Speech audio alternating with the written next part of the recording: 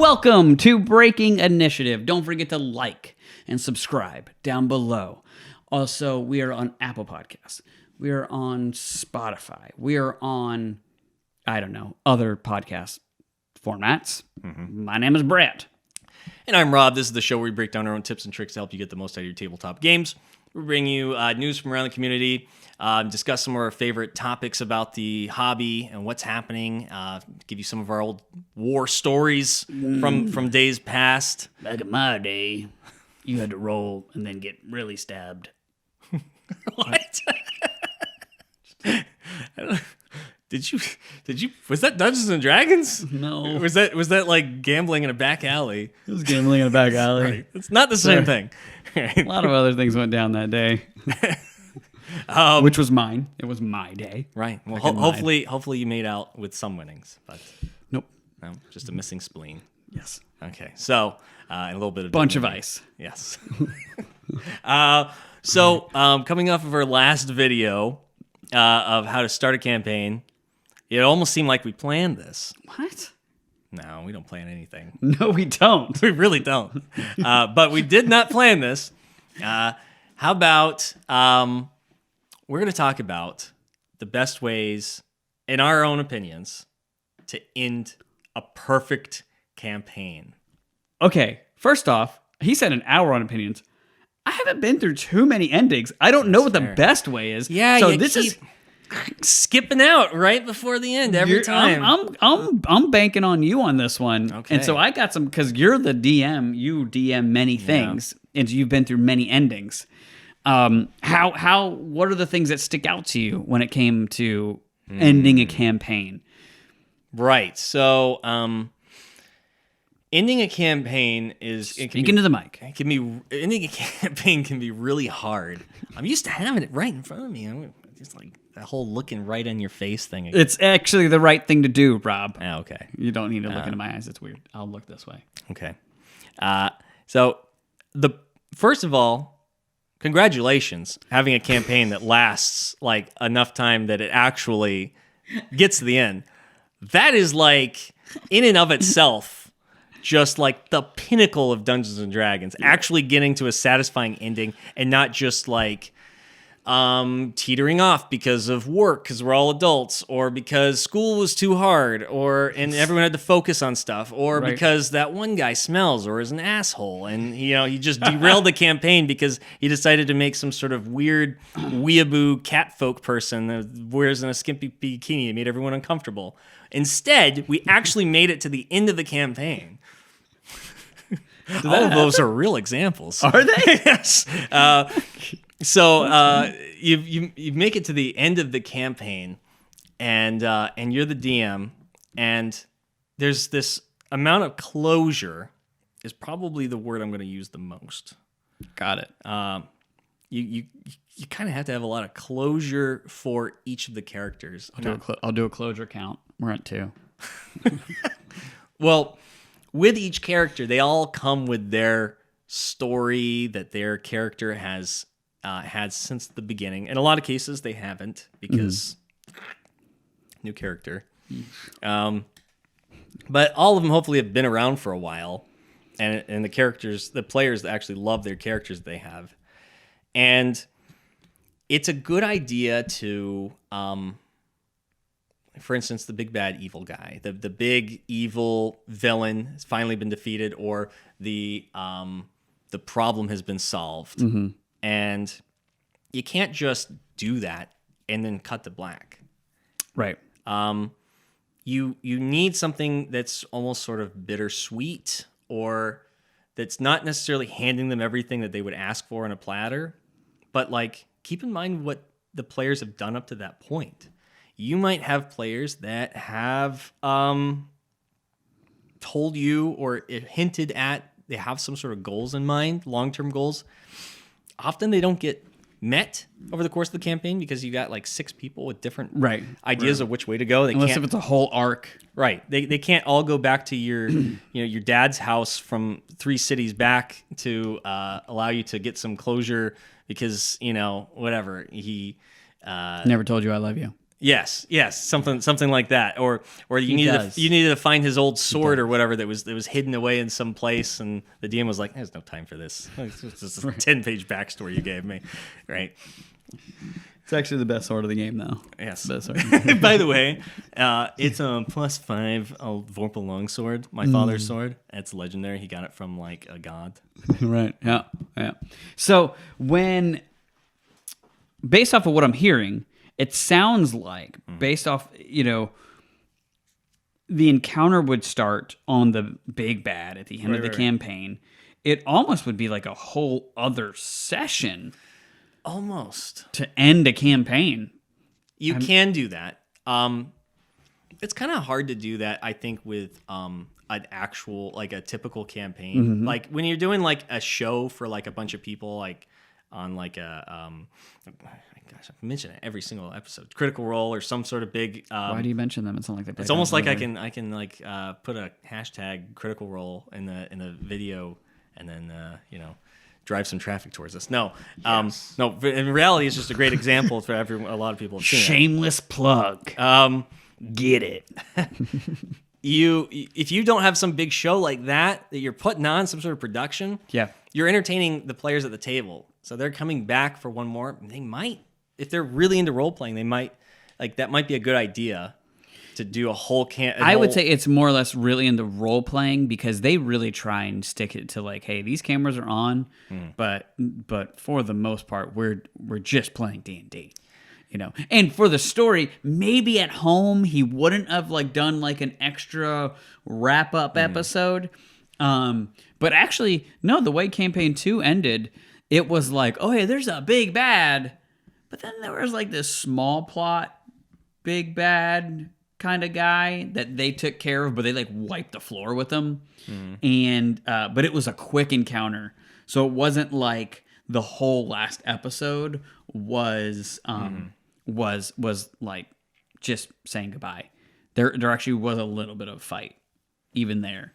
It's like the hobbits coming back from the end of Lord of the Rings in the books. They actually like Saruman's there and like enslaving Hobbiton stuff. What? Yeah.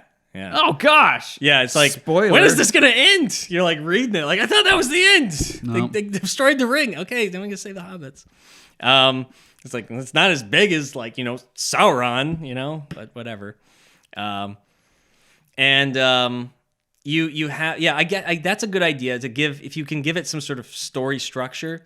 But if you're not careful, that last mission, if you devote it entirely to the players like closure for all their character arcs, they can kind of go their separate ways. Right. And then you're dealing with the spotlight issue. The spotlight issue being, and I think we talked about sharing the spotlight in one of our previous episodes. It suddenly goes to one person at a time, and everyone's like waiting for their turn to figure out what to do, because now suddenly they're in 3 different locations or 5 different locations. Well, I don't think that's bad. If you just got done finishing a multiple year campaign. Yeah. And to be honest with you, like, I'm a fan of your. What did your character actually wound up? How did your guy actually wound? Did you ever find the lady of his dreams, or did he ever find his dad again? Mm-hmm.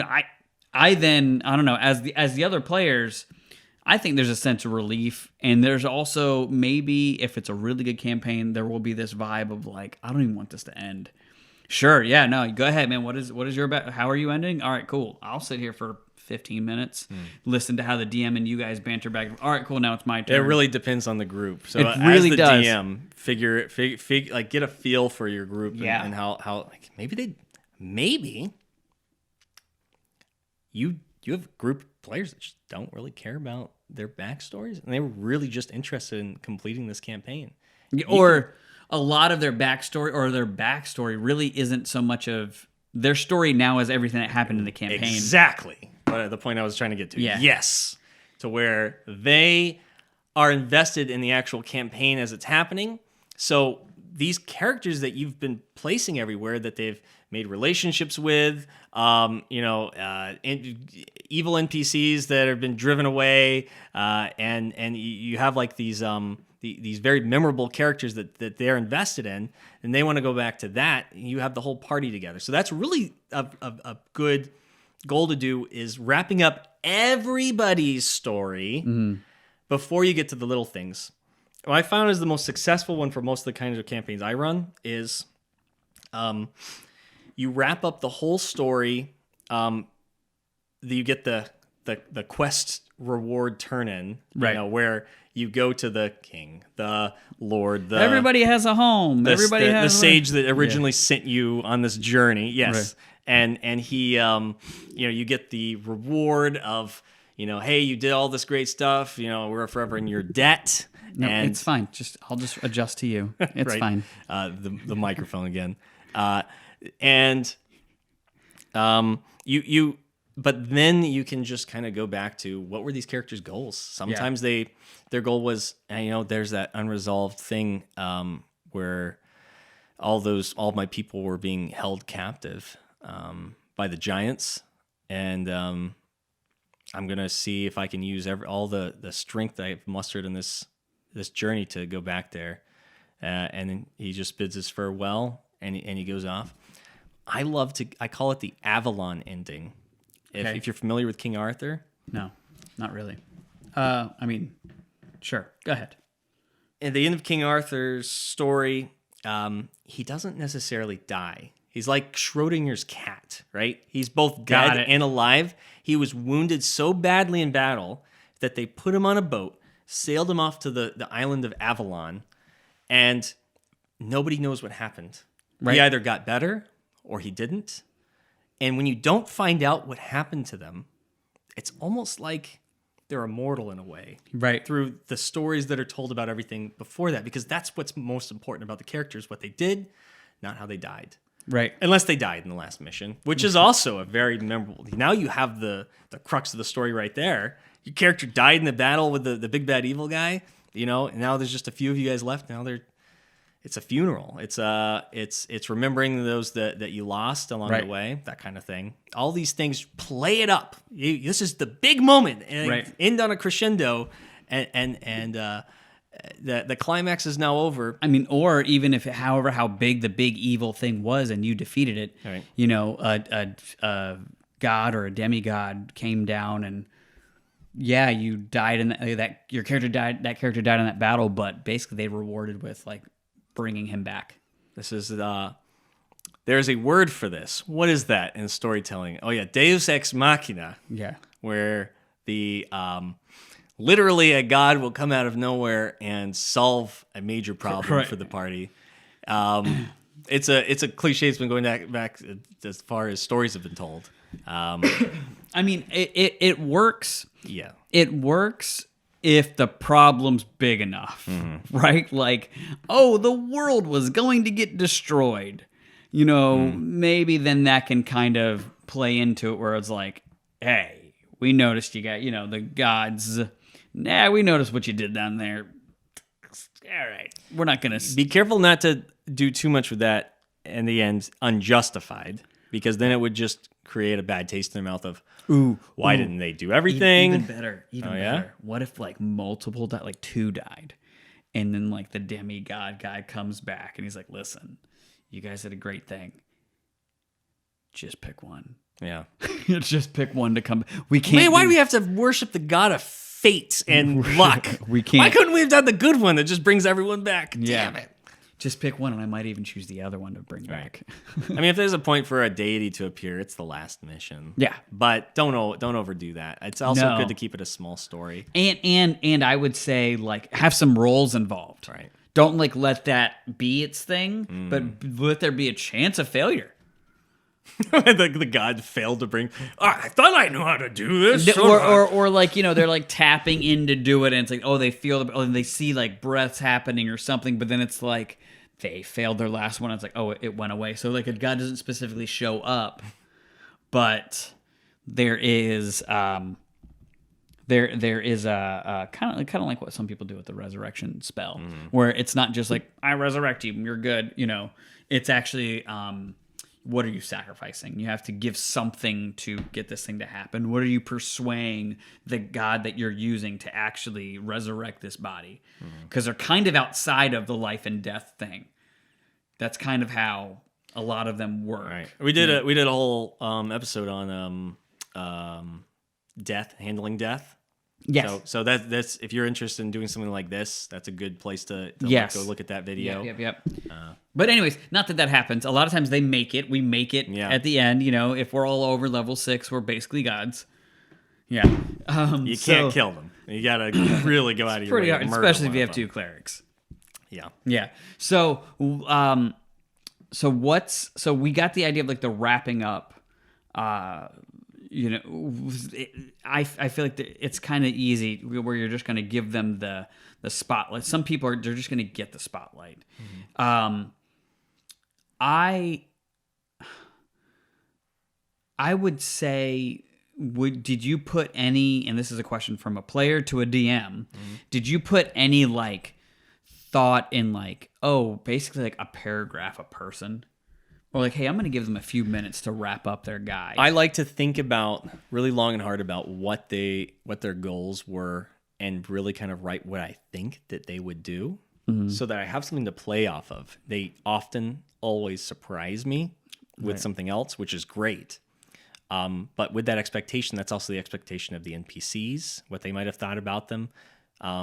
Maybe some long lost lover thought that they were going to finally see their lover again, right? But then they decided no, that it was more important to continue on fighting, and they just never went back. Like that would surprise the hell out of me because I thought, oh, that's what they were fighting for this whole time, but whatever the thing is that they're fighting for this whole time, and they actually just give it up. That happened into my last campaign. They were all trying to get to the meat of poetry at the top of the mountain, and they got there, and then nobody drank it. Like you're supposed to drink it to get it. They realized that Loki wanted them to drink it, and so they were supposed to find out all this stuff. They were supposed to find out about the world by drinking it, but it drove some other people crazy. So they're like, "No, I know I could find out the answers to all my questions that I had, but I'm actually just not going to, just to piss off Loki because he wanted to see what would happen if they did it." And they all chose that. One person didn't. And he was immediately given money, and all the women came out of nowhere. They made it very responsible. You sort of wish something when you drank it, right. And like what knowledge you wanted to know. You suddenly get flooded with all knowledge in this sort of drunken stupor, and then when you come to, you remain only with the knowledge of what you wanted to know before you drank it. And the idea was he was trying to coax people to find out what the meaning of the world, life, existence was. And they were going to find out that they were inside of a game of Dungeons and Dragons, right? Yeah. And that was supposed to drive them nuts. And I was putting all these hints to it, but they were all too afraid to, or didn't want to, or were like, I just don't want to give Loki the satisfaction of it, like knowing that making him think he won. And then one person just wanted to know how to defeat the ultimate evil that wasn't quite defeated for good, because they kind of went through a way to not quite. And then, and then they just kind of cursed him away. And then she went on her way to go. And I sort of narrated how they would all continue on with their journey after that, settle down in this one village. And I bounced it off them. What would you do in this situation? And this is what happened. This one guy settles down and becomes this leader of this village or something, the ones that they cared about. Going off and avenging their fallen comrades and stuff like that, and I really liked that this whole sort of summarized montage at the end of all their stuff, and then you can move on to it. To be honest, no matter how much people like the campaign, everyone's always a little excited to start a new campaign. Yeah. Oh yeah. So yes, dragging it on one more mission just to wrap up everybody's stuff. Maybe if it was a short mission. Right. If I was a player, I'd be more excited to start the new campaign and finally get that ending. I killed the big bad guy. I want to see what happens next. Yeah, no, and then be done. I agree. And also, I like the idea of whatever things are kind of hidden from the rest of the world.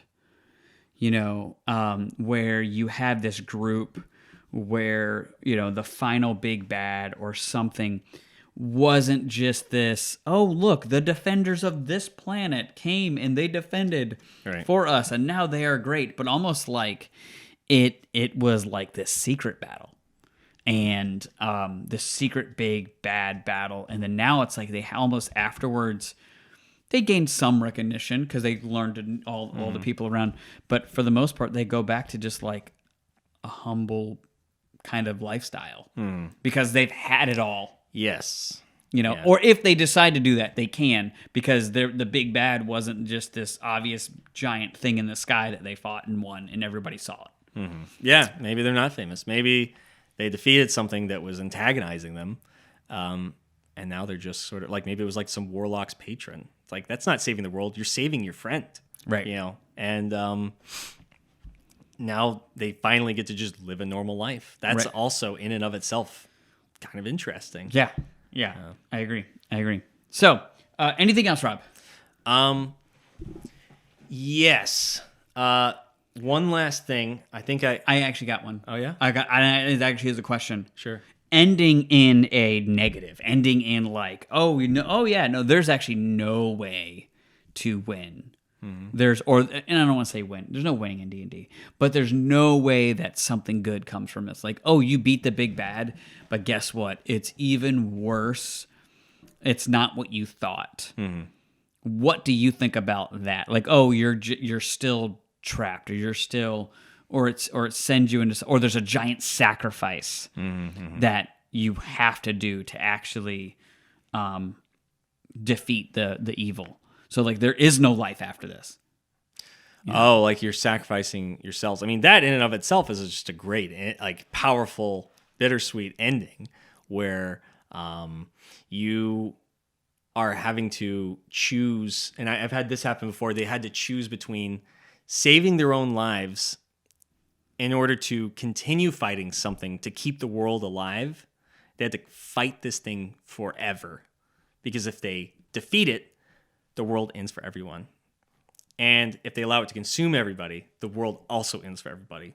The whole point was they had to choose to either defeat it, this evil thing, ending the world gently, but ending it, or they had to keep fighting forever. Right. For like an eternity. And they chose to end it. Right. And they found out that they existed only in like this sort of vague dream state of the deity in that world. It was just a really long campaign. And so they didn't really have their lives anymore, but they were still like this sort of like, they existed on in these tales of like this deity was like, it was almost like the whole world was in the dream of this deity, they found out, which is why they had to keep it moving. It's like it kept the deity slumbering so the dream could keep going on. Right. But to them, that's the real world. So it's like this sort of existential. Somehow I always delve into like these weird existential endings. We're in a game of D&D. You're actually inside the head of some deity who's actually just some kid who got stuck in a, who's like in a coma or something. It's like, I can't ever just end it like normal. I don't know, man. Once a campaign goes on 60 missions or something, and 3 years later, I don't know. Things just all the complications just make it get weird. Right. You thought of this ending back in episode 14, and you're like, "That's gonna be trippy." Okay, let's build into that. The only other thing you're all at a table, rolling dice. Yes. Literally punch the friend next to you. The only other thing I can think of besides that is if you're playing an established adventure, right. Don't just end it right at the end of the adventure. Come up with your own ending, no matter what. I challenge you to always come up with your own ending to your adventure you're running. Whether it's Curse of Strahd or Tomb of Annihilation. After they get out of the tomb, what do they do next? What changed them? That's one of those. And that's one of those campaigns. It's like something must have changed in all of them. What a journey! They probably watched a lot of their friends die if they actually got to the end of that thing. Well, especially Tomb of Annihilation. Yes. That's like war. That changes you, But same with Curse of Strahd and a lot of other darker ones. Icewind Dale is a really dark one too. I don't know the ending of Curse of Strahd. Neither do I. Okay. I really don't know what the ending is, but I'm sure that what I'm saying is this journey all the way that we've been taking in the game. I have no. I feel like changed people. Oh, totally. I mean, to really talk about this really quick, where I'm at right now, I don't know if it's like, oh no, you're you're like stuck here. Still, even if Strahd's gone. I have no idea. Or no, Strahd's gone, and then there's no way out. I like to think that if Strahd's gone and we're stuck in Barovia, that at least Barovia is a happier place that we can live in. Yeah, I don't know. We haven't read ahead. I don't know. We're still playing this really long campaign. Oh my gosh, so long. Yeah. All right. Good? I'm good. All right. Guys, thank you for sticking it out with us. The bantering, the kerfuffle of us letting you guys know how to end a session, how to end a campaign. How do we end a video? Rob, how do we? Well, you've ended so many videos. How about you tell me, how do you end a video? What's the best way you end a perfect video? The best way to end a perfect video is just cut to black.